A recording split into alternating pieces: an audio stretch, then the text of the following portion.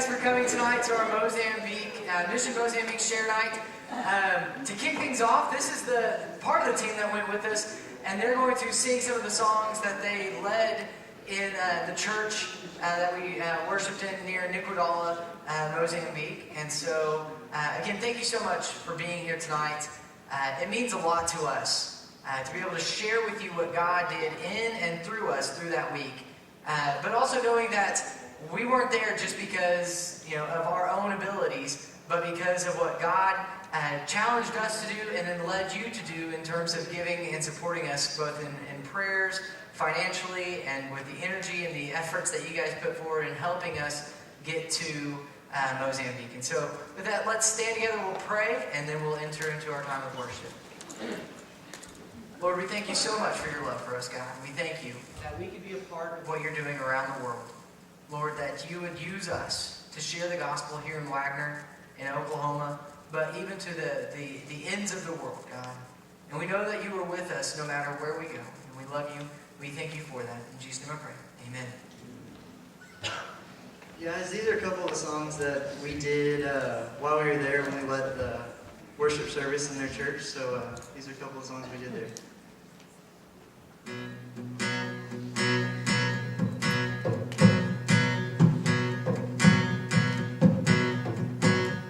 Through you the blind will see, through you the mute will sing, through you the dead will rise, through you all hearts will praise, through you the darkness flees, through you my heart screams, I am free.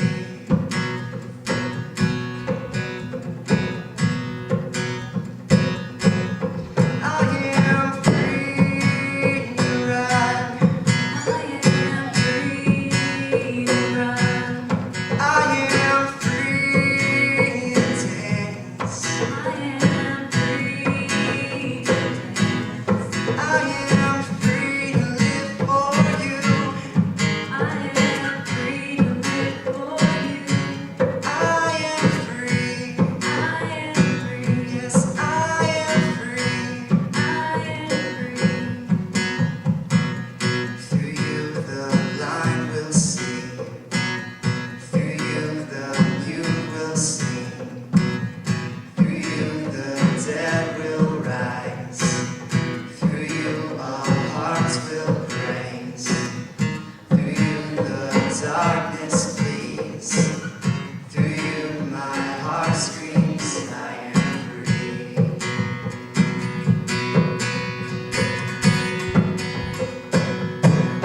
I am free to run. I am free to run. I am free to dance. I am free to dance. I am free to live for you. I am free to live for you. I am free. I am free. Yes, I am free. I am free.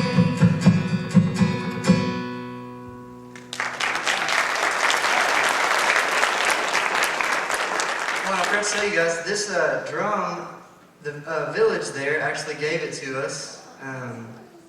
I gave them my ukulele and they gave me this drum, so it's kind of a little trade deal. They were happy to have a ukulele. They had never seen one of those before, so yeah, they actually, that's made out of a tree trunk and bull skin stretched over the top, so yeah, I thought that was kind of cool.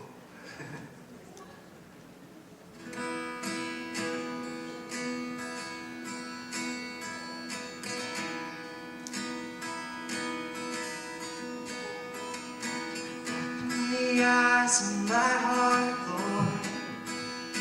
Open the eyes of my heart. I want to see you.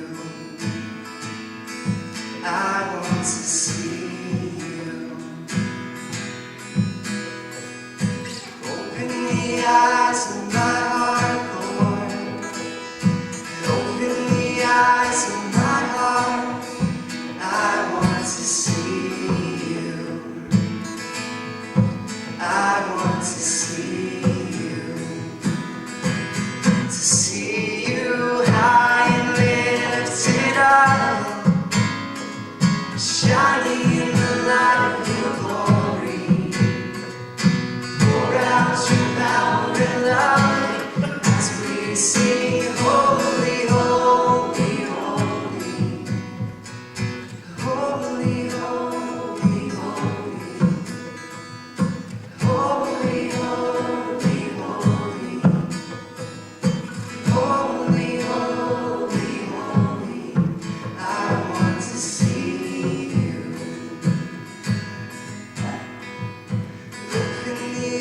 eyes of my heart, Lord.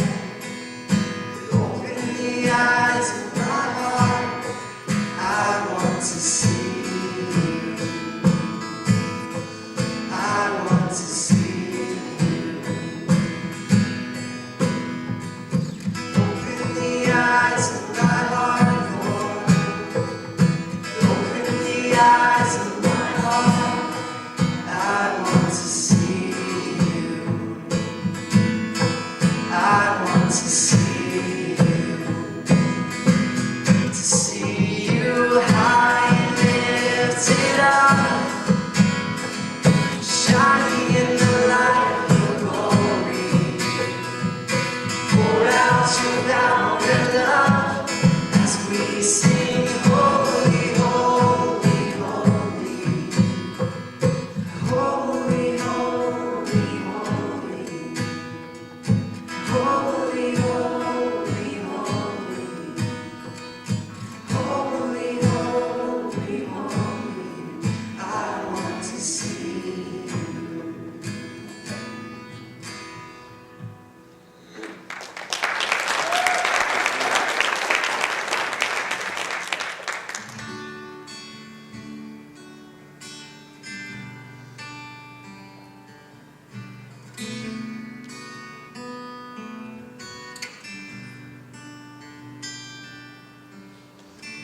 No place I would rather be. No place I would rather be. No place I would rather be than here in your love, here in your love. No place I would rather be. No place I would rather be.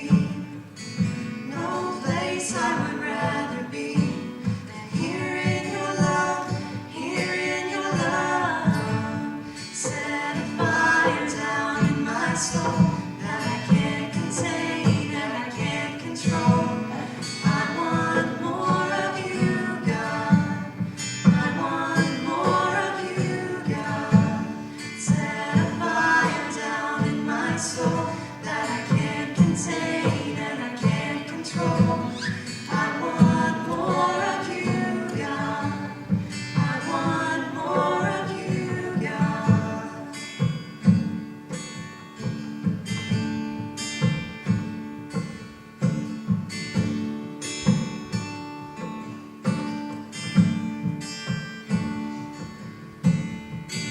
No place I would rather be. No place I would rather be. No place I would rather be than here in your love, here in your love. No place I would rather be. No place I would rather be. No place I would rather be than here in your love, here in your love. Set a fire down in my soul that I can't contain, that I can't control. I want more of you, God. I want more of you, God. Set a fire down in my soul that I can't contain, that I can't control. I want more of you, God. I want more of you, God.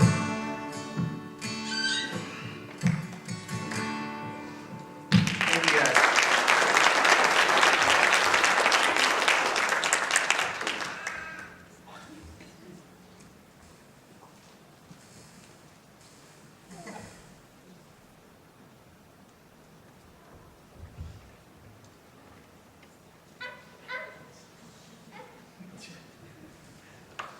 So it's been really tough holding off a little over a week to do this tonight.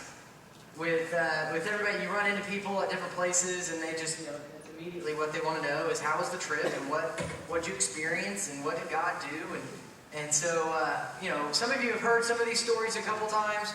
Others, this will kind of be new, and so trying to figure out how we're going to present tonight from the perspective of myself and four other individuals. My mom wasn't able to be here. Just a small prayer request. Pray for my family, my grandmother. is really sick. She's 92 and has pneumonia and has been in the hospital for a couple days. And just pray for them and my mom and my aunts who have been taking care of her. And so just trying to get ready for tonight and looking at how we approach sharing the perspective of what God did in our lives, through our lives, through this week in Africa, and just finding a way to share to you. It's just a big task because there were a lot of things that happened. And so what I decided to do is I've got a bunch of pictures we're going to kind of walk through. And as we go through these pictures, we'll just kind of tell stories as we go, and we'll talk about the different places, because we really were in 3 or 4 different places in central Mozambique. We traveled through Maputo, and as we get through all of these things, I've given the students kind of leeway to share some things. If there's a picture that just means a whole lot to them, if they want to share about that, they can. And at the end of this, I'm going to have them share some things about their trip, their experience. There's a couple of videos. This isn't like a Falls Creek or something like that where I just wanted to throw together a bunch of pictures of the kids doing different things, where most of you kind of have a pretty good idea what happens at Falls Creek. You've been before, or you know somebody that's gone, or you've heard from individuals these different stories. And so as we were putting this together, I didn't want to put together like a 5-minute video and then have a couple of our students share, because this was so much more than that. It was so much bigger than one of those kind of experiences. And so LJ, do we have? Not yet? We're getting there? Okay. Some background a little bit on this trip. Back in 2012, I preached a message about a variety of issues facing the world that we as Christians should be a part of the solution. And one of those issues was clean water initiatives. And as we were talking about that, a gentleman from our church emailed me that week and said, so what are we going to do about clean water issues around the world? And my response was very concise. I don't know. And so we spent some time kind of researching some things. I talked with Mark, I talked with some other people, and the things that we wanted to do, there are a lot of places around the world where we can send money and build a well. A lot of organizations that do those kind of things, that we can send them some money, they'll build a well, and we can be a part of those things. And those are great organizations, and I don't want to take anything away from them. But we wanted to do more than that. We wanted to have a relationship with the people on the ground that would use these wells. And we wanted it to be where we could get to know the pastors and the missionaries in the communities that were doing these things. And so I talked to the International Mission Board, the Baptist Global Response Team, and I was given a couple of names. And one of those names was John Dyna. And I emailed 4 or 5 different people, and John was the first one that got back to me.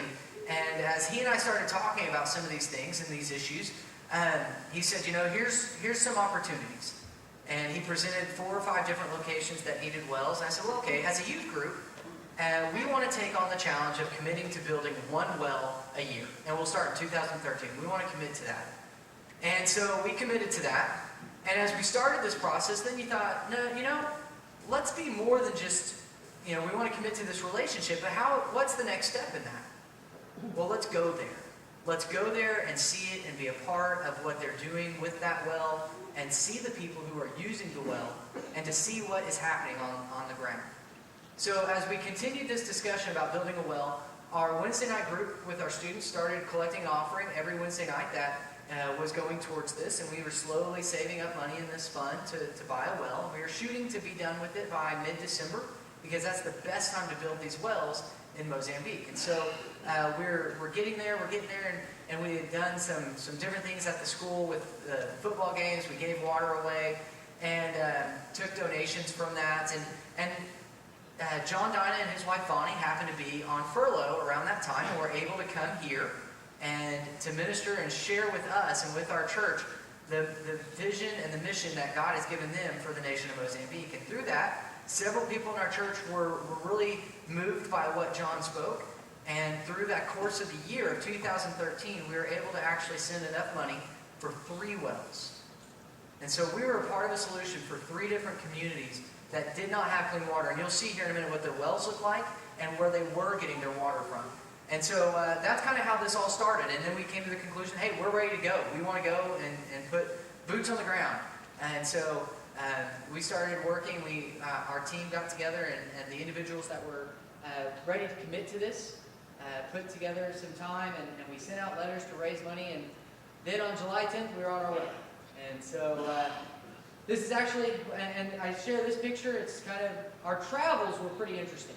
And so we left Tulsa on July 10th. We flew to Washington, D.C., where we stayed the night in Dulles, or we didn't stay in the airport. We were put up in a local hotel for that night. The next morning we went in, and we got on the Ethiopian Airlines, and we got checked in, and we started, and we headed over to the gate, and we played cards for a little while. And so our travels were pretty interesting. From here to Dulles to Addis Ababa, Ethiopia, which is the capital of Ethiopia. And so we flew into there. I've got the blue mic now. And we flew into Addis Ababa, Ethiopia, which, it's interesting because right now on Facebook there's this video that's trending. It shows a traffic cam in Addis Ababa, Ethiopia. And if you watch it, you look at that video and you go, these people are nuts. Because they do not drive within lines, or with lights, or with anything. They just drive. It's like, and if you get a chance, go look at that video, because it is nothing compared to the airport in Ethiopia. They don't believe in lines. They don't believe in waiting in line. And so everybody's pushing. We had to end up, I don't think I was unchristian-like in it, but we were very rude, and we had to push our way through to get through security, and we ended up partnering up with another group, and it was just a pretty culture shock moment for us to travel in to this airport with, dozens of multinational people. I mean, we're in line with people from Germany, from Japan, Korea, all over Africa, South America. I mean, just all these different people. We're in line, we're pushing our way through. And so we ended up getting in, we flew from there to Maputo, which is the capital of Mozambique, and we were going to stay the night there for a connecting flight that was leaving out the next morning. And we stayed at a place called the Nazarene Guest House. And LJ, if you can show the Maputo Drive video for me real quick. This will kind of give you an idea of what the capital of Mozambique looks like on the ground as we drove through the capital to the Nazarene Guest House.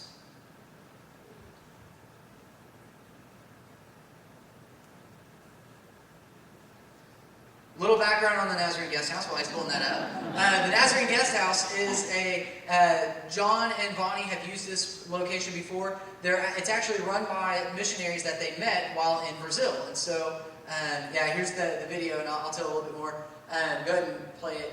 You can kind of see the street side there. Mozambique as a nation gained its independence from Portugal in 1975. And then we're in a civil war until 1992. Through that time, the dominant party was communist and was supported by the Russians, the Soviet Union at the time, and the U.S. kind of financially supported some of the rebels. And so in 1992, the Russians pulled out, the U.S. pulled out, and all of a sudden all the money that was kind of feeding everything just dried up. And so it's a very poverty-stricken nation. That was the capital. I go to the next video on accident? Yeah. These are some more pictures from outside on our trip to the Nazarene Guest House. The couple that ran it were some missionaries from Argentina, and so they also spoke Portuguese, and the Nazarene Guest House was not only a guest house for us, but also a place where the Red Cross would stay whenever they were coming through, but it was also a seminary and a private school, a charter school in Mozambique. And so there were a lot of people. That's Maputo from the air. Maputo is a city of about 1 million people, so it's roughly the size of Tulsa or Oklahoma City, and right there, right off the Indian Ocean. A lot of oil export is coming through the town, the city as well right now, and then right there off the Indian Ocean has a lot of export and trade coming through there. A lot of shanty towns that you would see on the ground. This is outside of the Nazarene Guest House where we were staying at, and you can see that we ran into a lot of kids that were living there. And we were able to just that first night, we didn't really have a schedule. We didn't do VBS with these kids. We really didn't know that, we just thought we were staying the night there. Well, we got there, and there's all these kids, and, I've got 4 teenagers who are used to doing vacation Bible school and those kind of things, and they saw kids, and it was playtime. So we got out there and we played with these kids and just had fun. That's the kind of the dorms that we stayed in. The little house thing you see right there is actually the washing area. We're washing their clothes. It's just a cement block that has like a serrated, rib board on it to be able to wash your clothes on. We played a lot of soccer out there with those kids. We took one of the soccer balls and left it there. And here's some more of the kids that we were able to hang out with. Then we got to Kilimani. We stayed the night. We flew out the next morning to Kilimani. That is the airport in Kilimani. There's one plane that goes from Maputo to Kilimani. That's it. It just goes back and forth. And so we got there. I will be completely honest. I was thinking our plane would be really, really small, and I was going to be really nervous flying it, but it was not. It was an actual, it was a big jet. So I was very comforted by that. We got into Kilimani, and we stayed at the Dinah's house, which here's kind of the inside. This is where the girls were at. The guys, we kind of slept in this veranda area. It was completely covered and had some windows that were all screened in. It was very nice. That's kind of where we hung out at during the day. This is their living room area. Whenever we had time to hang out, and I'll share a little bit about our schedule here in just a second about what we did. Okay, this is the riverfront called the Marginal, and this is about half a mile from the Dinah's house. The Zambezi River runs right through Kilimani, and it was a major port city for the Portuguese when they first came into Mozambique in the 14 and 1500s. And so they controlled this area because of the port that allowed them to get back up into the heart of Africa, and the salt mines and the diamonds, all of those things that they were trying to get to. It's an incredible place for shrimp. And if you ever go out there, you'll just walk around and there will be people on the side of the street selling shrimp that are literally 6 to 7 inches long, just huge shrimp. And so a lot of boats come up and through there, and it was an interesting place. Kilimani is a city of about 400,000 people, one dentist in the entire city. Think of a 1970s impoverished city, and that's what Kilimani is. Most of the roads are dirt. Some of them are paved, but even the paved roads have a lot of potholes in them, gigantic, dips. And at 6 a.m., I would get up and I would go run a little bit while I was there. And people were already up, setting up their shops. They would take pieces of wood and build little frontage marketplace to sell T-shirts that they would get in these bundles. They would go to these places and buy bundles of T-shirts that they would then sell on the streets there. Rice, grain, anything else they could sell there, they would do. And so the first day, Sunday, we got in, we kind of settled into the Dinah's house, and we're getting ready for Monday morning. Monday, we drove out to a small village called Niquidala. Niquidala actually means we die of hunger. That was the name of the city. We die of hunger. That doesn't make you sound like, hey, I really want to move there. I don't know what will. But we drove into Niquidala. The nation of Mozambique has one highway, and it's a lot like the two-lane roads that we have right outside the church here. Okay, that was their national highway, and it runs north and south from one end to the other. And Niquidala sits right almost in the middle of the nation, right on that highway, and so it's a pretty big commuter city. Well, the IMB did not have a church plant there, and when John came in 1993, there was no church there. But he knew it was a vital location for them to be able to plant a church that they could use as a training facility, because people don't just drive to go someplace and just show up. It's a lot more difficult to get around there. And so he knew if he could build a training facility there, if they could have a church plant there, that it would be a place where these pastors from the villages could come and receive training, could receive just education for what they do out in the villages. And so they built this church, they planted this church there. And so this is back in John and Bonnie's home. You'll notice the gown, they're kind of gowns. Our two models here, go ahead ladies and come forward and show us your capulanas. Okay, these are our capulana fashionistas, okay? A capulana it's basically a 2-meter piece of fabric. And you would go to, and it's kind of waxy, You'll notice they're wearing them like skirts in the picture up here. They found ways to make this work like, you know, a swimsuit cover up. I mean, they're like I don't even know, like they just found all sorts of ways to wear them and make them look cute, I guess. And so these are capulanas. These are the official attire of women everywhere in Mozambique. And they use them for everything. Thank you. They use them for everything. We would see women wear 4 or 5 of these at a time, not because they were cold, but because they would take one off to use to carry babies. They were quick about it too. Have a baby, throw it on the back, tie it up, and you're ready to go. And they would use it to carry stuff on their heads. They would wrap it around and carry it. They had incredible balance too. These women were amazing. And so they used them for just about everything. And so we were told, our ladies were told that, you know, our guys can wear shorts out and around, but the ladies did not. And one of the things that we learned about the people of Mozambique is that they are very formal people. And you'll see some of the pictures that you'll be surprised that these are formal people that live in some very informal settings. And so one of the things was they did not like, you know, anything above the knee. So even if they had a capulana on and it came above the knee, that, you know, we had to readjust and cover the knee. And so that was one of the things that we had to be aware of at all times. And so those are the capulanas, and you'll see several in different designs and different things that you'll see in our pictures. Niquidala. Niquidala was about 30 kilometers away, about 20 miles or so away from John and them's house from Kilimani. And it's back up in the road. The sand that you see is pretty much the ground they have almost everywhere. That is not a part of the floodplain. Mozambique is a very seasonal nation in terms of its floodplains and its rice and everything that it grows. It's not like in America where we have the dams that, you know, we're very predictable in how we can hold the water and do those things. It was with the flood season. And so anywhere that was not a part of the floodplain was this kind of sand. And it was it was almost like beach sand, like what you would expect to see at the beach in Galveston or Destin or wherever else. It wasn't a compacted sand. It was very just grainy, but it was also very good for being used as a filter for the wells. Now, this is where our mission trip started, really, in Niquidala.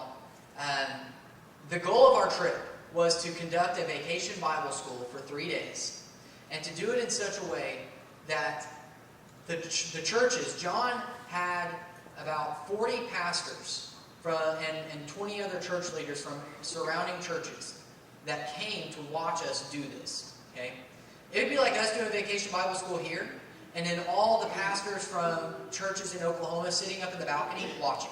Okay, and so that's what we were doing, and we had to do it in a way that they could take the principle of what we were doing and what we had actually done, go back to their church and say, this is what we're going to do. And it created some challenges in preparing for this trip, because a lot of times when we think of vacation Bible school, and I got this question, I may have frustrated some of you because I was like, no, we can't take that. Because I got offered to take a lot of stuff. You know, some people offered to buy us extra suitcases to pack all this stuff in for vacation Bible school, and the answer was no. Not because I was being rude, but because it didn't meet our mission. Our mission was to help them do this. So the first day we got out there, and we had about 30 kids. And so we did this vacation Bible school, and we started about, really, if you think schedules are loose, our schedule time was 9 o'clock. I think the first day we started around 10:15. And so I know that would drive our vacation Bible school people entirely nuts, but that's just, you know, hey, that's what we do. So we played soccer. You can see the soccer ball that we have there. This is day one. I want you to notice the coloration of the soccer ball on day one, because I'll show another picture here in a little while. So we played soccer. This is just kind of a warm-up time. We're still waiting for some of the church pastors to get there. Again, they're driving in from all over the place. One of the things that IMB has done is supplied a lot of these the pastors out in these local villages, a little motorcycle. And so 50cc motorcycles are extremely popular there. They get really good gas mileage, and they're really good on those roads and getting them from A to B. So we played some soccer, we kicked the ball around. The building you see in the background is actually a church/training center. And you'll see some pictures from inside of it here in just a minute. I think that's my mom. That's Cindy Moreau. Cindy on the left side of that picture is a new missionary. Her and her husband were in an English-speaking nation, and they're getting ready to go to another nation. I think they're going to Angola, which is also a Portuguese-speaking nation. So they're in Mozambique learning the language. And her husband were part of our translation team that helped us through the week. And so you'll see them in a couple of the pictures as well. That's Jim Otter. Jim is actually wearing a tie made out of coconut leaves. And that was one of our things that we used for Vacation Bible School. These were our crafts. All of our crafts were made out of coconut leaves. And so we made kazoos. You'll hear some of those here in a minute. We made little balls. We made, a pinwheel thing that the kids played with. I came back and Ethan probably wishes I hadn't gone on this trip, because anytime he complained about not having something, I showed him this picture. So there's the building again. On this side is a little shed where they keep a lot of their equipment and stuff that they have. And it also is a motorcycle parking space for overnight visitors. This is the bathroom. And this was the nicest bathroom we had at any of the villages. It's the far side. You'll see two doors there on the left. And then you kind of see like a brick lean-to on the right-hand side. The brick lean-to is where the guys go. Okay? The girls actually have an enclosed space. The guys just have an open place, which was really awkward. So, this was the cafeteria. It was just a stone tablet and stone. It wasn't even seats. It was just a stone top kind of set in the ground that you sat on the edge of. And that's where we ate lunch. And they fed us really well. I was really, I don't want to say surprised by what they fed us, because John had told me it's going to be rice and beans, which it was. It was rice, beans, and chicken every day. The most adventurous thing that we had while we were there was reed buck lasagna. So Vonnie had made us lasagna one night and used reed buck, which is kind of the Mozambique equivalent of a white-tailed deer. So it's an antelope type animal. But chicken and rice and beans is what we ate every day. And so that's where we ate. Chameleon, yeah.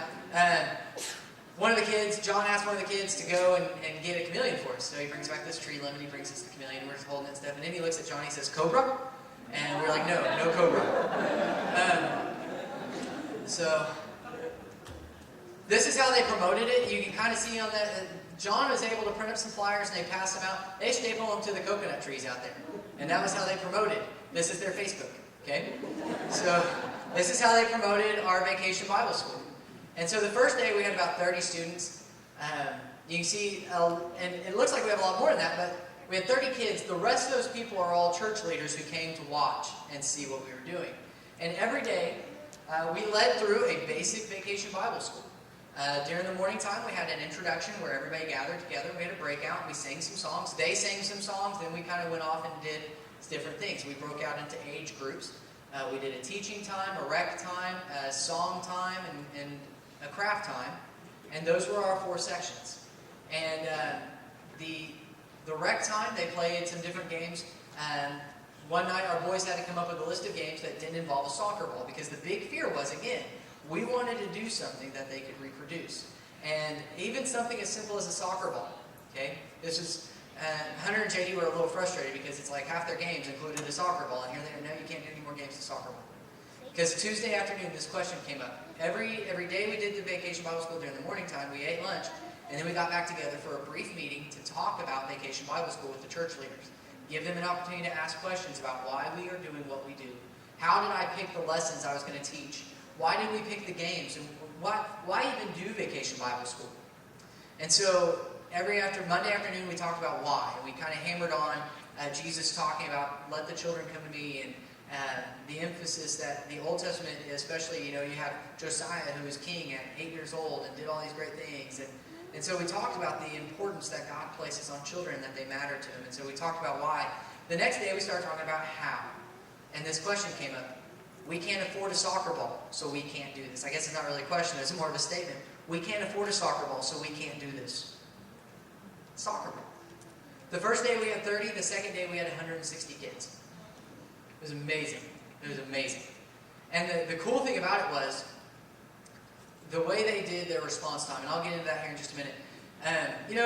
I don't know if you guys are like me, but you've probably seen different churches, different denominations share kind of how many people got saved on this trip and how many people got saved on this trip.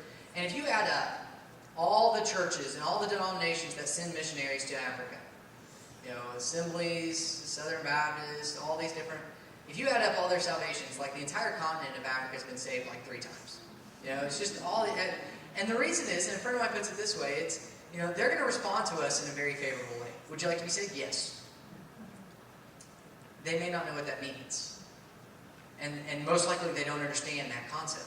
But the way we did our response time was just, it was very significant to me because that was my fear going in and saying, I don't want to do this open, just raise your hand if you want to get saved type thing and then repeat this prayer and not have an individual discussion.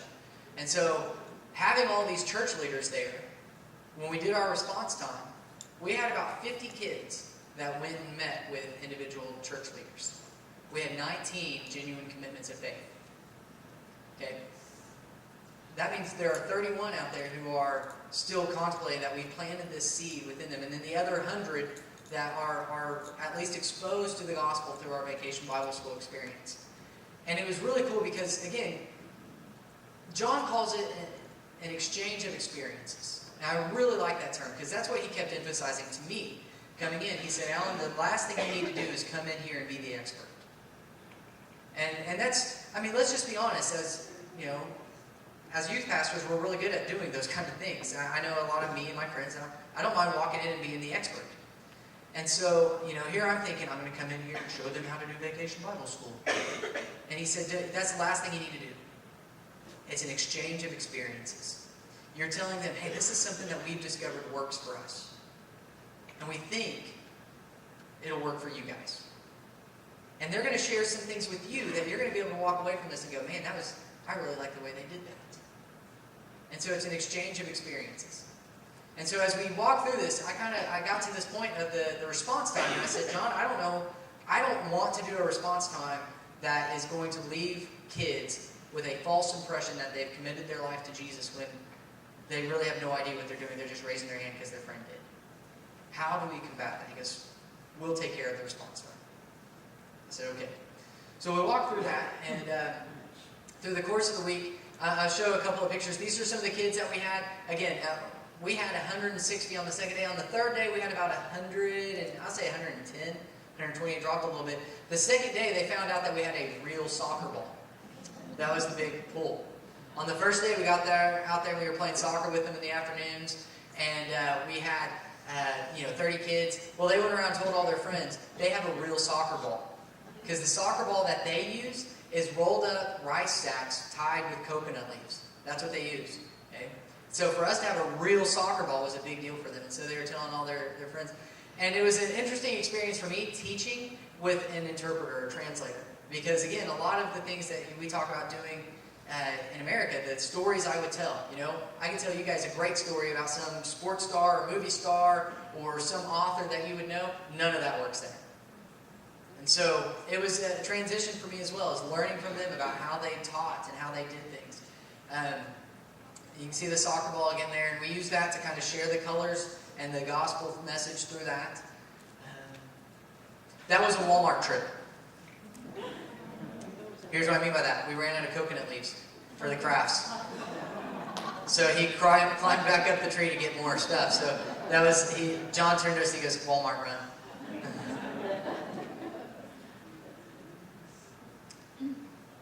This is inside the church building again during a time of worship.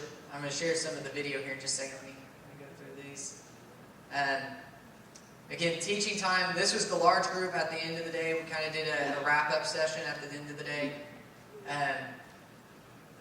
Hunter and JD, you think they learned Portuguese while we were gone.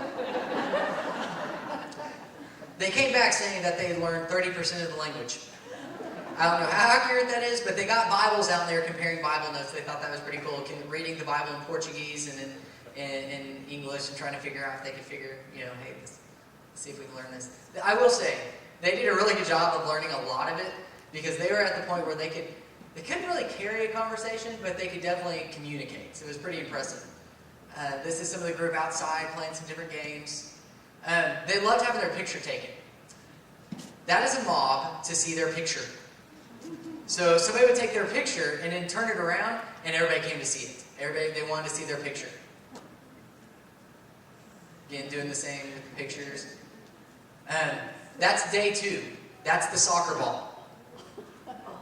I'm not going to say the soccer balls are of the highest quality, but for one-day use, man, it wore the color off that soccer ball that fast.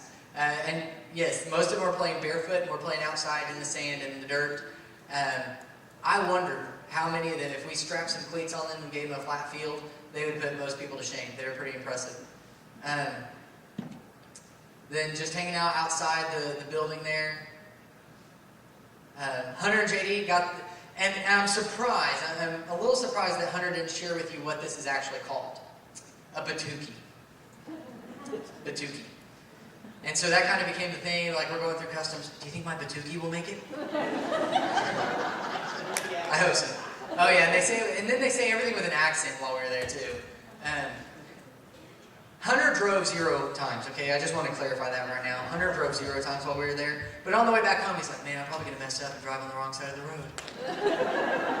So, there they are, playing the batukis together with some of the other kids there. And I wanted to show pictures of the kids, because this is why we went. This is what we were there for. It's to share the gospel with these kids.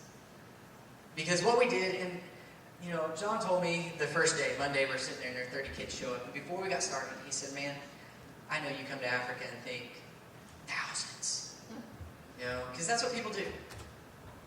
People go into these marketplaces and they think thousands, hundreds of thousands.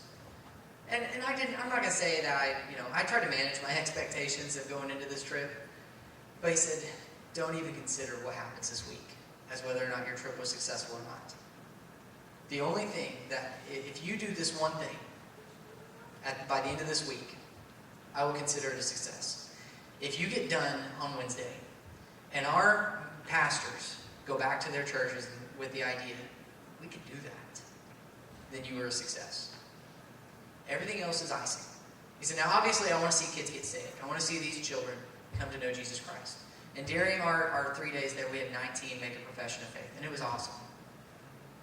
But it was even more awesome. And John, gave me some time afterwards to ask the church leaders some questions. And so I asked them this one question, and it was, what is your plan when you get back to start a vacation Bible school? And for us, we throw that term around, vacation Bible school, VBS. That didn't mean anything to them. We gave it definition by what we did. And so, the pictures of some of these kids that you're going to see, that's why we went. That's why we did this, is for these kids to have a relationship with Jesus Christ. And what we did this week, we were there. We were a part of, leading 160 people to be exposed to the gospel just that week. If every single one of those pastors goes back and starts a vacation Bible school, and they had even similar turnout, that's 3,000 children that will be exposed to the gospel.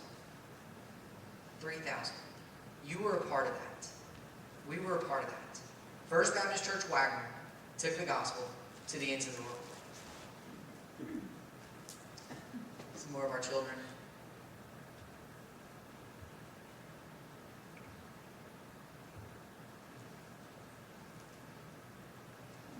JD was very popular with the kids because his face is very rubbery.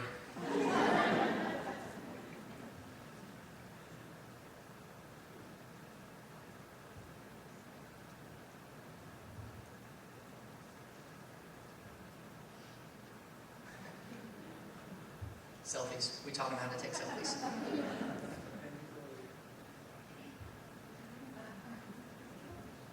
Okay. That was our first part of our week. Okay. The picture you see there is of the Indian Ocean. Monday, Tuesday, and Wednesday were, for us, for me, it was life-changing in the sense of being a part of what God was doing in those places. And then Thursday, we took a break. We took a day off.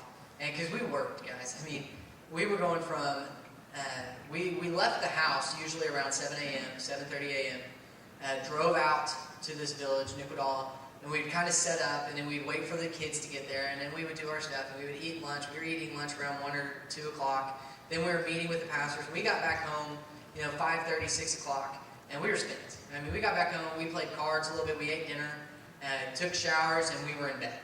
And so we'd repeat that the next day. Thursday, we went to some of the marketplaces, which was a very interesting experience. You don't think about going shopping someplace, somewhere else, and realizing that you can't just buy stuff without a translator. It's not like you can walk up, unless you really want to spend a lot of money that you don't need to spend. So, Bonnie went with us. We went to some of these different places. We went out to the Indian Ocean, which was beautiful, beautiful place. The beach was completely clear. John said it's because it's wintertime here. Nobody's coming out to the beach right now because it's cold. It was not that cold. It was like 85, 90 degrees when we were there. And so it's like, all right, we can have the beach to ourselves. That's cool. And so we got to go to the beach and experience that, which is pretty neat. We saw fishing boats up on the shore, scattered down. It was kind of cool. One of them was broken, but we were going to try to push it back in anyways. So we had a good day off just to rest and recover, because on Friday, Saturday, and Sunday we would continue doing missionary work and doing some different ministry. Friday and Saturday, I don't want to take anything away from our Vacation Bible School experience, but Friday and Saturday, for me, were the most meaningful, because those were the days that we went out to the well sites. And it was just an amazing experience. LJ, I'm going to skip some of those videos. I'm just going to get to Tiki Tiki. This is the community of Tiki Tiki. The drive into Tiki Tiki, T-E-K-E, T-E-K-E, Tiki Tiki, is one of the 3 villages that we supplied a well for. And do you have the video for the drive there? Can you pull that up? So when we got there, this is what we kind of drove up to as we were getting unloaded out of the truck. No. That's it, Nicodala playing drums. But as we're driving up, John is kind of telling us a little bit. We saw some of the parts that were blown up by different bombs and stuff in the early 90s, late 80s during the Civil War. What's your name? Drive to Tiki Tiki or something like that. Tiki Tiki Drive. Teki Teki.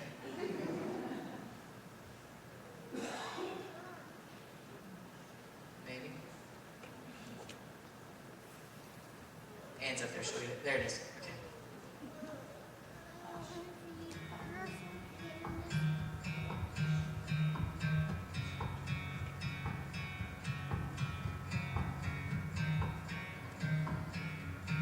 This is what we walked up to.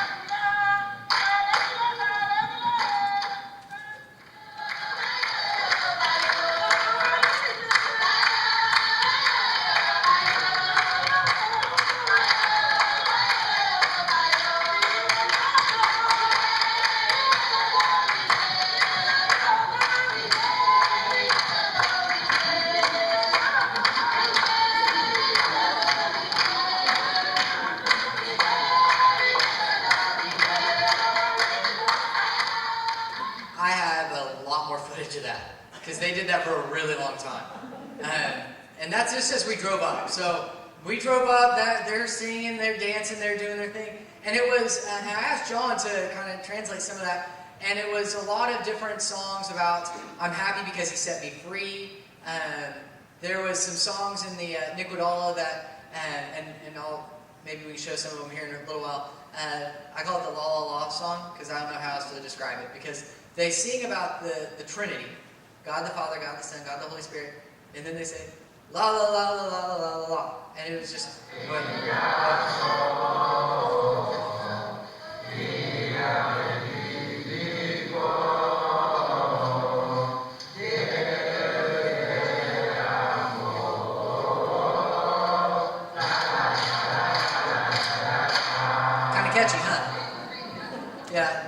button stuck.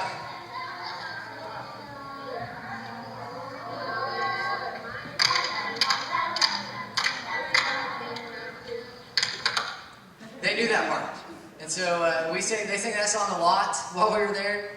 And but every meeting, whether it was a vacation Bible school meeting or it was just in the villages, it was kind of interesting because when we showed up, we kind of were a part of a village town hall. And it was kind of interesting because before we got there, John had told the villages, hey, this well has been provided by a church in the United States. And then when he told them we were coming, when we got there, things were a little awkward about the well.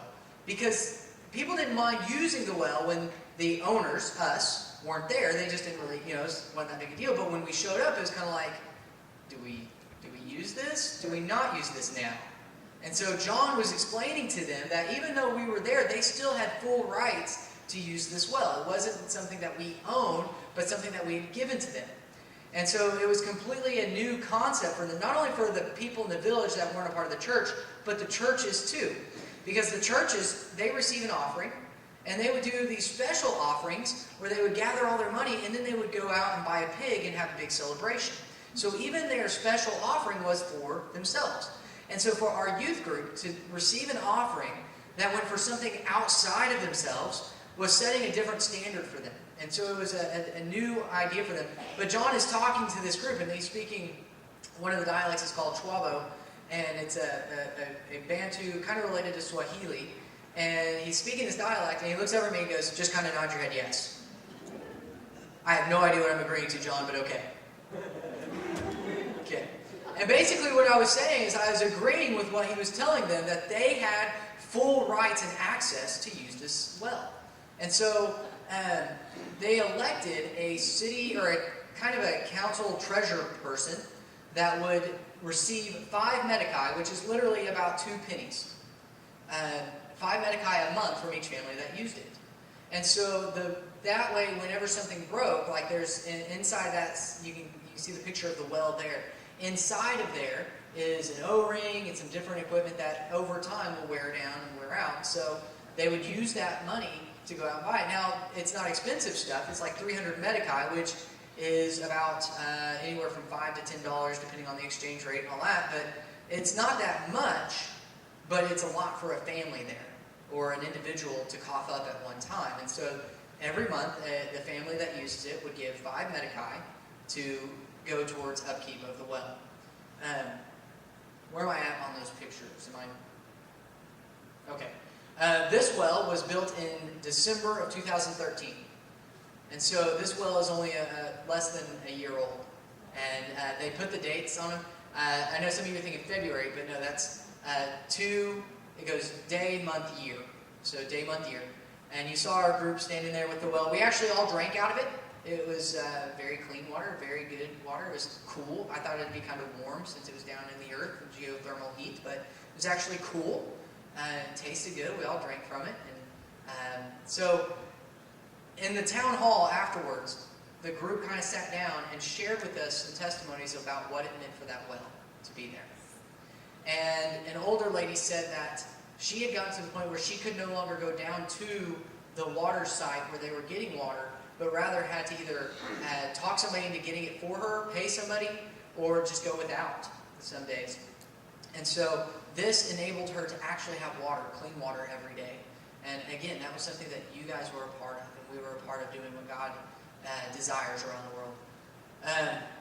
This is the Baptist Church in Teki Teki. Missão Baptista. Baptist Mission. Okay? It's a clay, and these are all what the houses look like. I mean, it is everything that you think about in the movies and in the TV shows where they're out in this remote village and it's a thatch roof type thing. That's what it is. The houses are made out of clay bricks they use from ant mounds because it works better to build these clay bricks. The roofs are dried up coconut palm put together in a way that keeps it kind of waterproof. And the church was built of the same. And so this is the church is about twice the size of a house there. And this is inside. This is the pulpit. Thought this was kind of cool, you know. It's built out of clay as well. This picture is actually from the back of the pulpit. or from the back of the church towards the pulpit. It looks kind of weird, those little sticks sticking up out of the ground. That's what they had taken the seat tops off of those. Those are actually the pews, okay? They had taken these trees and cut them in half and set them on top of there. They brought them out and put them outside because in that culture, you don't sit on the ground. Everybody sits in the shade and on top of something. Even if it's just a straw mat, you do not sit in the dirt.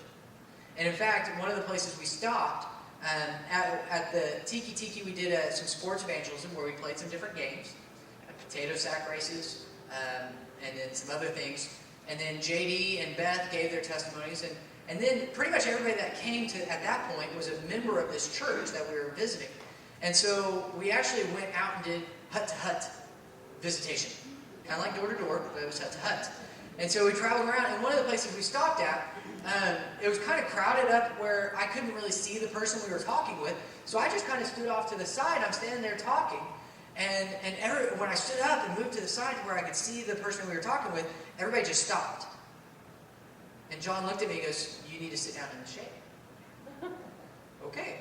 So I went down in the shade. Everything went back on normal. But it was this cultural thing. You do not sit in the sun or stand up while, it was that formal thing of sitting down and in the shade. So this is where they used to get water. Like I said, everything is on that seasonal floodplain, okay? And so this village, the river rises, from this picture, the river rises up from the left. And so from, I think that was the south, it would come up and fill up. And as it went back down, this is one of those, it's basically just a really big puddle. And that's where they would get water. And what some of the villages started doing is, for the flood season, they would dig out some hand-dug wells that just were open top and nothing covering it. And so the disease and everything else in it was just rampant. Another lady said that she stood up and said, basically, this water was good for nothing except to give them diarrhea and make them vomit. And she was being serious because that is the #1 killer of children in Africa. $3,000 a well, and we were literally giving them life. Okay, and so they were very thankful for what we had provided in that well. Oh, skipped a couple there. Oh well. This was in a village called Trepano. Trepano was another village that we had given money to build a well. And so Trepano was a little bit more prepared for us to come out there. And this was the highlight of my week. At the end of this slideshow, I've got a picture of the letter they sent us. And Jan is working on getting that framed for us along with the translation of it, and a letter from John telling us, just thanking us for our participation in mission work there. I choked up at this point. I mean, there were a lot of moments this week that we were there that I was, very emotional and just. But during the town hall at Trepano, we're sitting there, and John looks at me and says, "They've prepared a letter of thank you for you." It's okay. I didn't know what to expect, and this man walks up, and in front of there's about 200, and I'd say 250 people there. He stands up and he reads this letter. And it's all in Portuguese. I didn't understand any of it.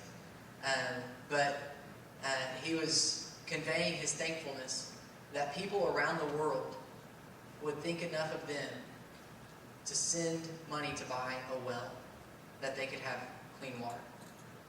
And he read this, and John interpreted it and translated it and gave it to me and told me about it. And all it is, it's a 5x8 sheet of paper with wide rule lines on it, handwritten. And I promise you, it's the most priceless thing that I've ever received in my entire life. And it was amazing, the gratitude that came across with that letter. And so we had the town hall meeting, and he was actually the treasurer for the community that would be in charge of the upkeep for the well. And so he talked a little bit, and then we played some games, and we did some different things there. So he was getting ready to drink from the well again. A lot of the men that you see with us that are wearing like the slacks and the shirt, the button-up shirts, those are the other pastors that were traveling with us. That well was just completed in February of this year. And so that well is the newest well that had been completed. they're in a building program at Trapano. And so I thought that was kind of funny that they were doing that as well. And so I know that wood doesn't look very thick to be holding up a building, but it's called ironwood. And it's termite resistant. Termites don't eat it. And it's just incredibly strong for its size. And so they don't need very big. And so they're in the middle of a building project. This is where Trapano used to get its water. And this river this is actually a small segment of the river that is actually, there is a little bit of flow to it, so it's not as bad as the other place. But this one actually has crocodiles in it. And so you add to this other level, not only is there sickness and disease in this with these, but on the other side of this river is a army of baboons that live and feed off of the corn crops. And baboons can be violent and aggressive towards humans, and so there's actually that component of it as well.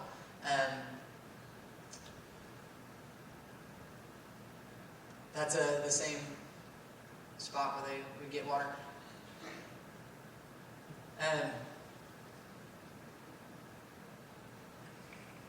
This is another emotional thing for me. I don't know if you've ever read the scripture where it talks about Jonathan and David and their hearts being knit together. And for me, whenever I read that, especially growing up, it just sounded weird. I'm just going to be honest. It sounded weird. I didn't understand it. This trip, I understood it. This is Pastor Orlando. And even though he and I did not speak the same language, my heart was knit to his. The stories of incredible faithfulness that we heard, I mean, it makes me feel like I am the absolute worst person on the face of the earth. That I am not doing enough for the cause of Christ. Because when I compare my faith and what I have done compared to this man, I am nothing.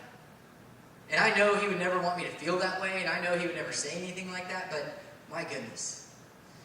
Pastor Orlando was saved, accepted Christ sometime during the Civil War that was in Mozambique.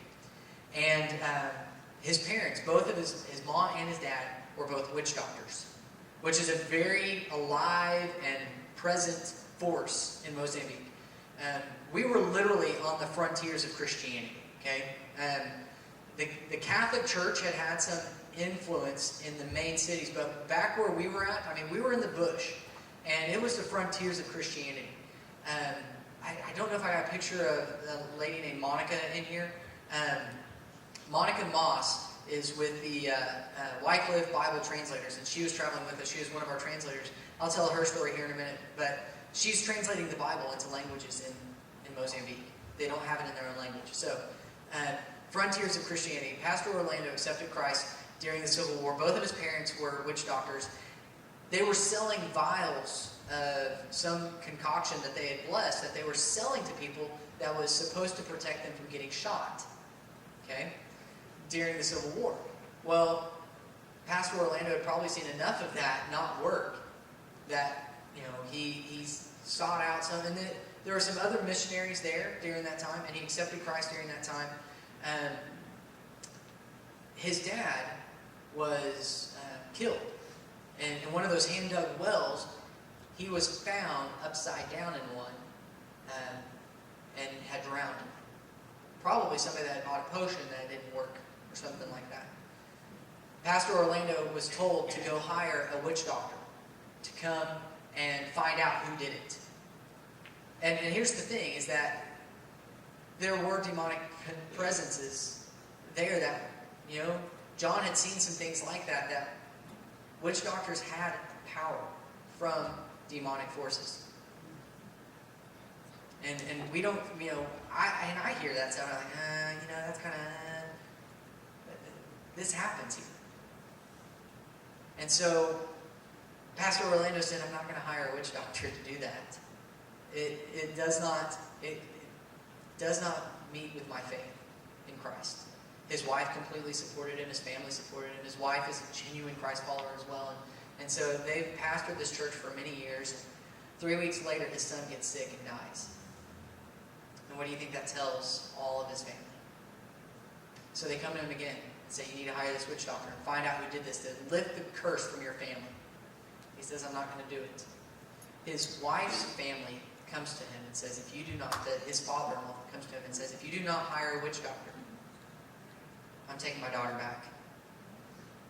So here he has lost his dad, his son, and now his father-in-law is threatening to take his wife away from him if he does not denounce his faith and hire a witch doctor.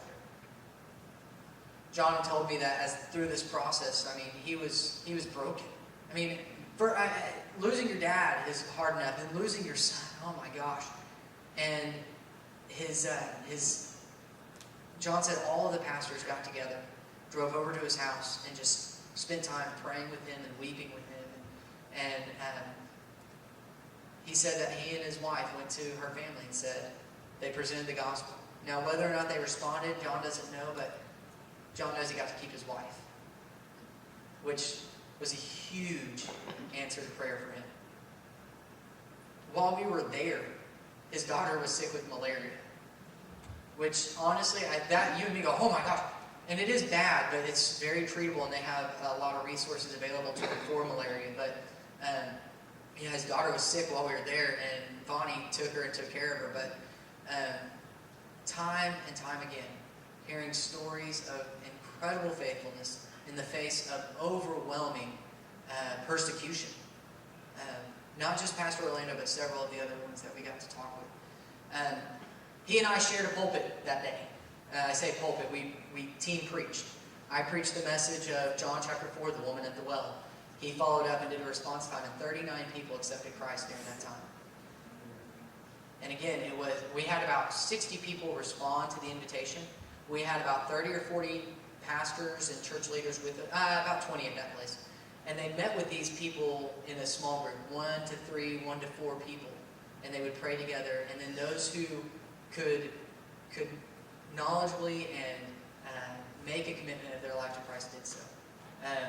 This is the group there. I think that's JD sharing his testimony in the middle of that crowd. Again, there was about 250 people there that day.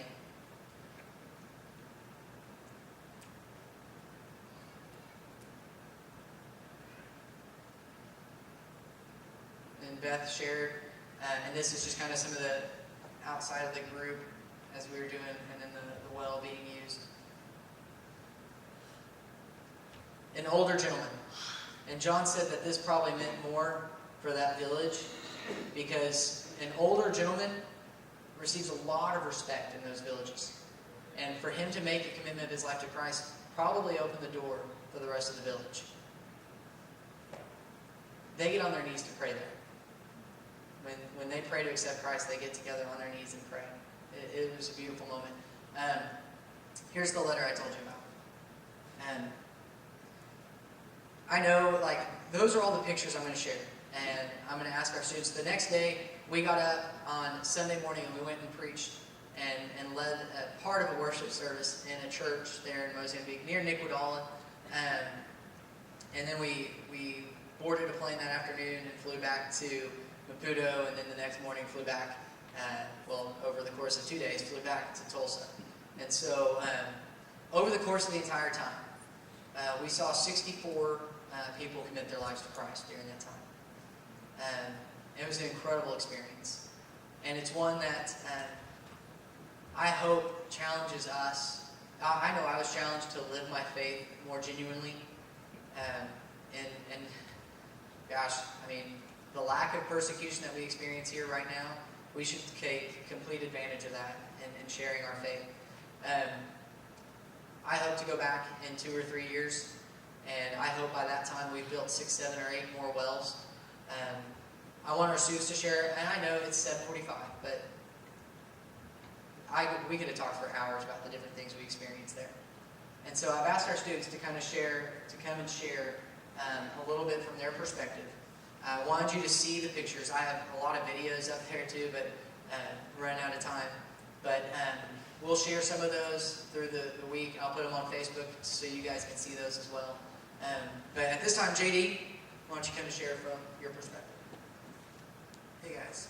Okay, so a long time ago, whenever Alan was talking to us about the possibility of an Africa trip, I was really, really excited. I wanted to get out of the United States, and my thought was, there are going to be a lot of kids that are going to be doing a VBS. I want to get to play with these kids, and I love kids. I love to hang out with them and to show them love and just to have fun, because I'm pretty much just an oversized kid right now.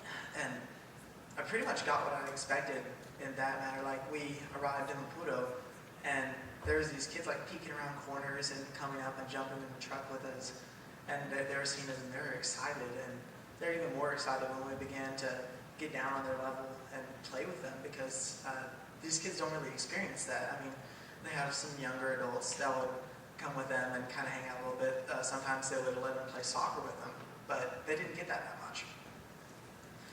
So later on in the trip, as we arrived in Iguodala, Hunter and I came up to a group of kids, and they were just kind of standing there looking at us, and some of these kids have never seen white people before. So they would come up to us just like this and get real close to our faces and look at us and try to rub the white off, because they thought we were painted or something. But as you would expect, some of them would be really nervous. So we would get down real low and call some of them over Aki, and we would, in Iguodala, we just kicked a soccer ball at one. He looked at us weird, and he stopped it and kicked it back. And I don't know, within an hour, we probably had a group of like 20, 30 kids just in a circle kicking it all back and forth. And I think that was really the highlight of my week, being able to go and play with the kids and share with them the love that God has given me and that now comes from me to other people. There was one experience where I terrified a group of kids. I'm pretty sure they'll never come up to a white person ever again in their life.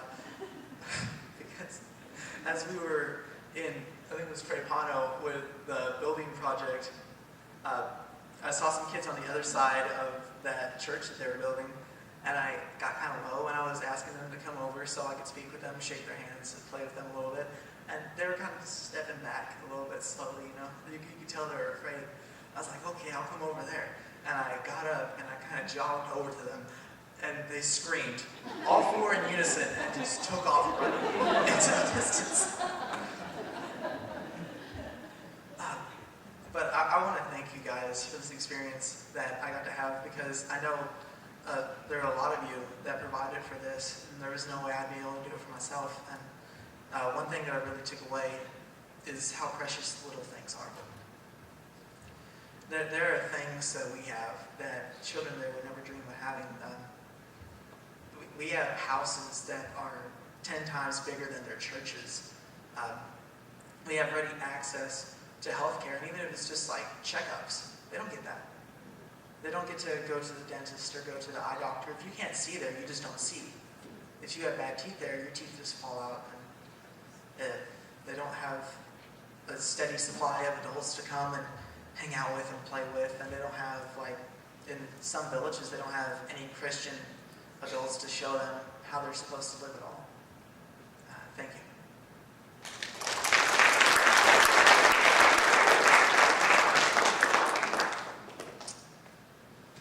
Guys, Alan and JD both touched on some of the stuff I was going to talk about. But like JD said, being with those kids, it was just unbelievable. Just getting to see their reactions on their face, and just the gratefulness that they had that we were there. Just getting to see that was just life-changing. One of the highlights of my week, other than just getting to play with the kids, like JD said, there was a couple guys playing the drum, and they invited me and JD to go over there and play with them. And so we started playing, and their jaws just dropped. And then they were just in awe that white people could play drums. They're like, the interpreter told us they didn't think that white people had rhythm. I guess South African white people had no rhythm, so they were just shocked that me and JD could play drums. So that was a lot of fun. They enjoyed us playing with them, and it just seemed like every time we played, they were just in awe that we could play drums. It was pretty fun.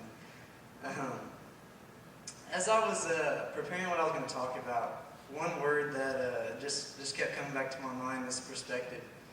And that kind of has a couple different meanings with this.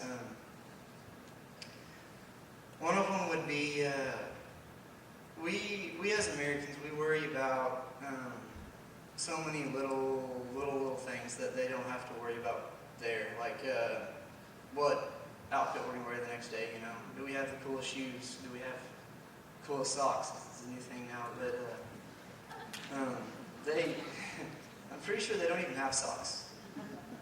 One of the things they've got to worry about if they're even going to eat the next meal, or just even eat at all the next day. And then us as Americans eating 5-6 meals a day, they're maybe not even eating one.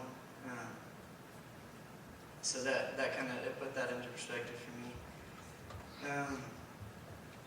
Another thing that also put in perspective for me is that we take everything that we have for granted. They have so much less than us, and they are still so thankful for what they do have. It seems like they're so thankful to God that they're even here, and it seems like we forget to be thankful. So it kind of taught me to be more thankful for what I do have, and more thankful to God that we have a church family and that we've got people to support us, because most of them don't have that.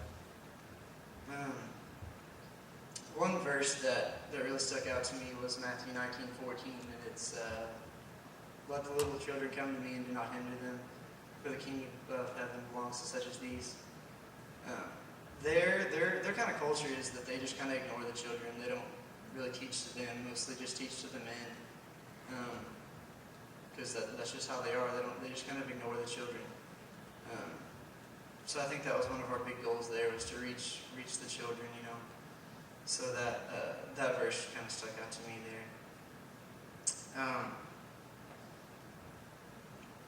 I'm very thankful for all of you guys that gave for us. It was an amazing trip. It was a great experience. So thank all you guys. Thank you.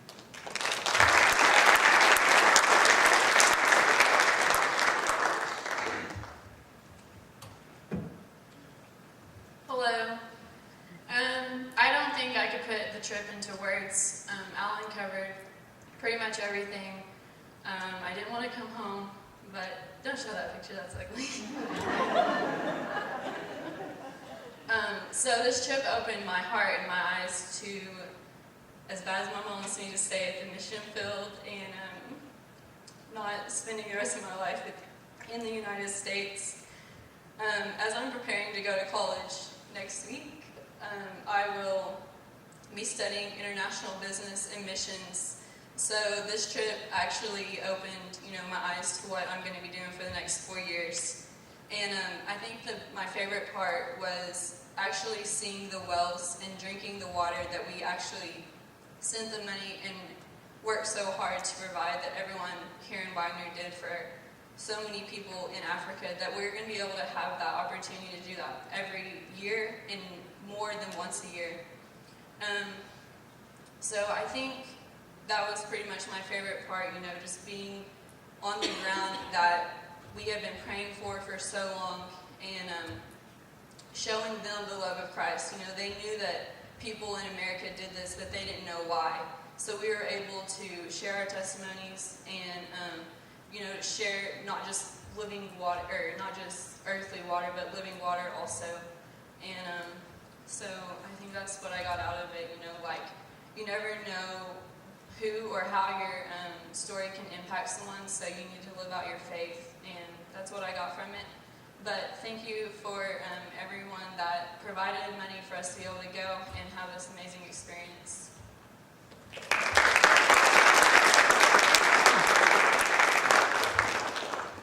This is a pretty monumental moment for me because I feel like I have a whole lot to say. So I've got a ton of stories that I would just love to tell, and I've got so many things that just, oh gosh, so many things that just stood out to me, and I'll try to keep it short, I promise. But I just wanted to share some of the highlights.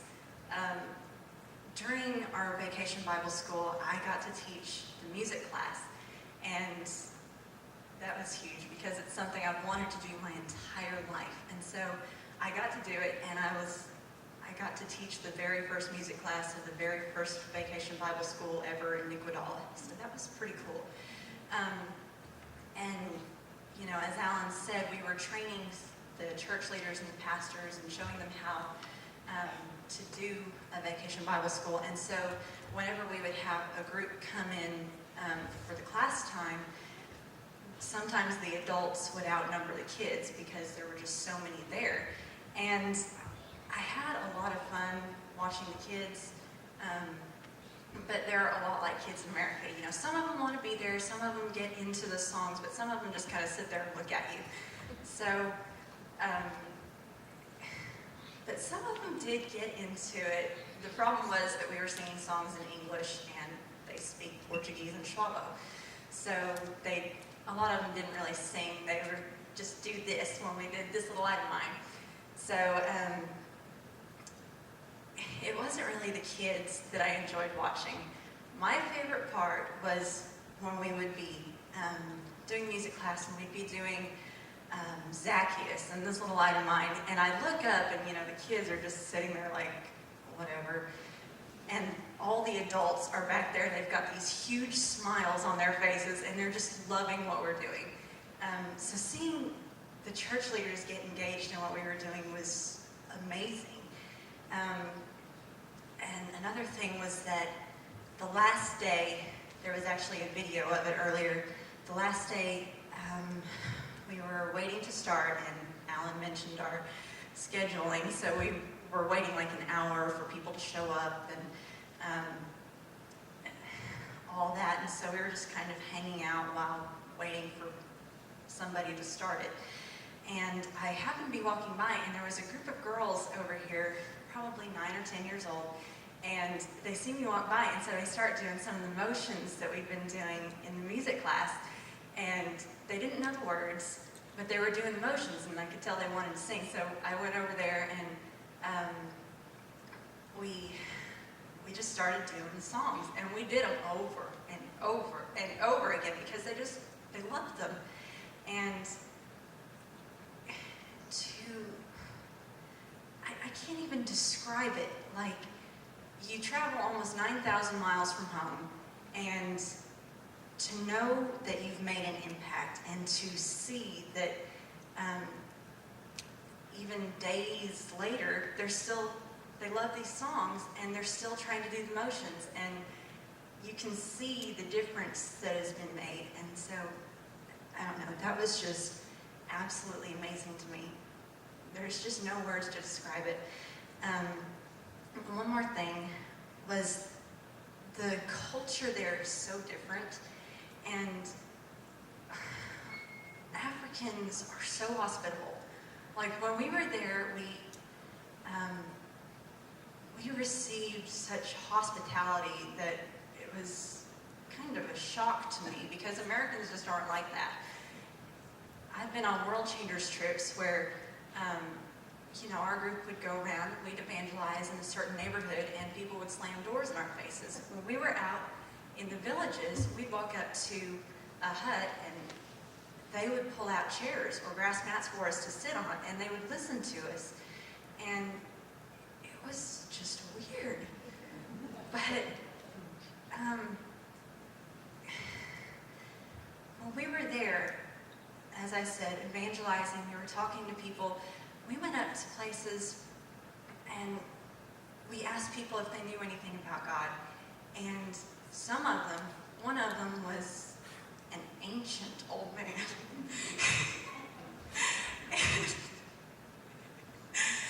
and he said he didn't know anything about God. He'd never heard the message before. And this boggles my mind because I've been in church since I was 5 days old. And here in America, pretty much everybody has heard about God at some point in their lives. I mean, it's pretty much everywhere. They have some idea of Christianity, good or bad. But out there, they've never heard this. And so getting to experience this up close and getting to do it was just... there aren't words. But I just wanted to thank everyone who gave to help me go, especially the celebration choir. There is no way I could have gone. But everybody helped me to go, and I just want to thank you all.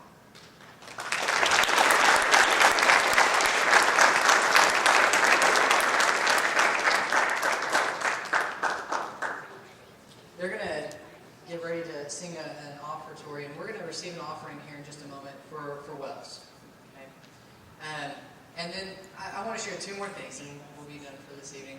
First, I mentioned Monica Moss. Monica was with the Wycliffe Bible translators.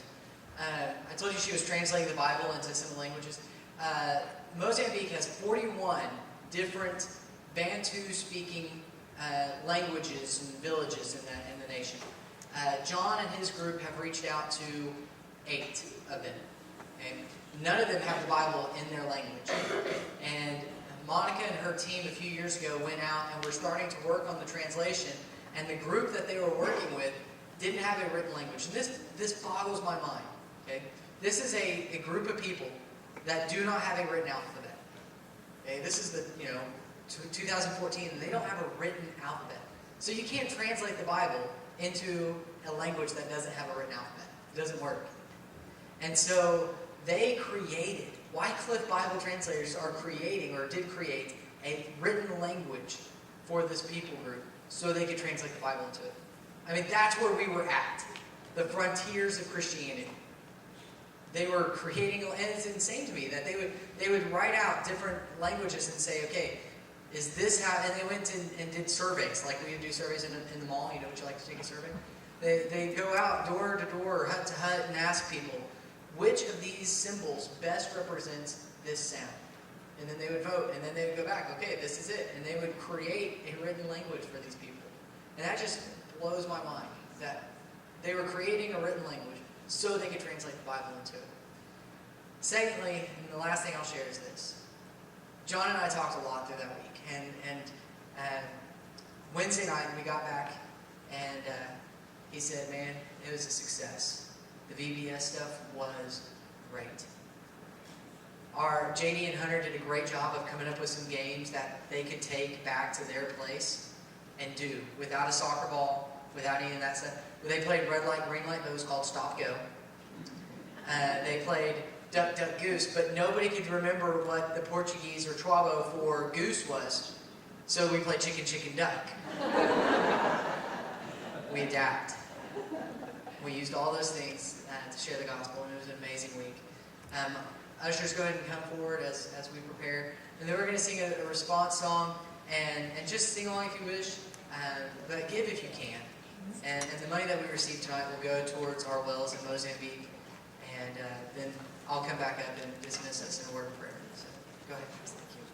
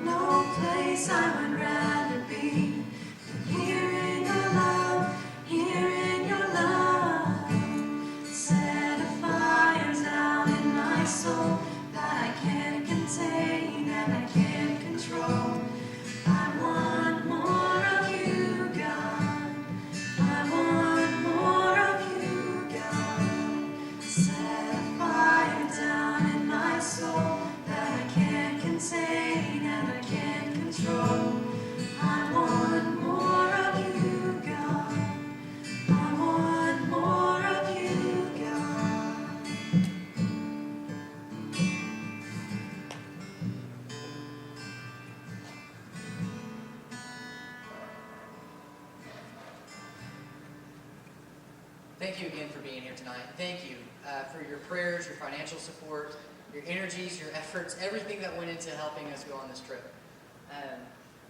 Again, I'm very blessed and fortunate to be a part of a church that supports its student ministries the way you guys do. This is only the beginning, you know. We hope to be a part of what they're doing in the future. I'm still in touch with John, and if you want to follow along with him, you can find Vonnie on Facebook, W-A-N-N-E, Dina, D-I-N-A, and follow along with what they're doing. They have a group from Arizona there right now working on teaching pastors how to pastor. And so continue to pray for them.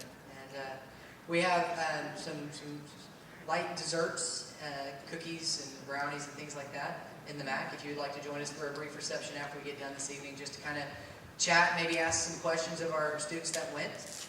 And we look forward to sharing that time with you. Let's pray. Lord, we thank you so much for your love for us, God. And again, we thank you that we are able to be a part of what you desire to do in Mozambique, and that we are able to be a living, breathing example of your love for those people through the gifts that we gave in the wells, but also through our experiences that we shared in Vacation Bible School. Lord, I thank you for this church and her desire to be missional, and not just places like Mozambique or Ukraine or Mexico, but all over the world, and especially here in Wagoner, God, with all that we do. God, may your name be honored and glorified.